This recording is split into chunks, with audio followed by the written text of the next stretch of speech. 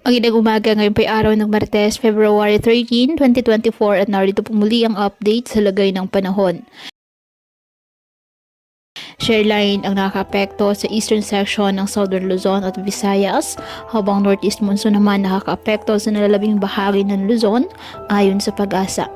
Wala namang bagyo o low pressure area na minomonitor sa loob at labas ng ating PAR na maaaring makaapekto sa lagay ng panahon. Ngayong araw, dahil po sa shareline at easterlies, asahan na maulap na halangitan na may kalat-kalat na pag-ulan at thunderstorms sa Visayas, Bicol Region, Marinduque, Romblon at Oriental Mindoro. Ang Cagayan Valley, Cordillera Administrative Region, Aurora at Quezon, asahan din po ang maulap na halangitan na may mahihinang pag-ulan dahil po sa amihan. Ang Metro Manila at nalalabing bahagi ng Luzon, bahagyang maulap hanggang sa maulap na halangitan with isolated light rains dahil sa northeast monsoon.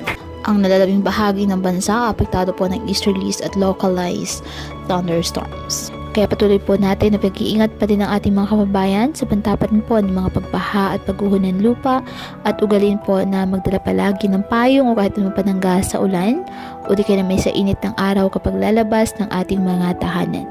At yan po muna ang update sa lagay ng panahon ngayong araw. Muli, patuloy po tayo na mag-ingat at palaging tandaan, God loves you. Stay safe and God bless.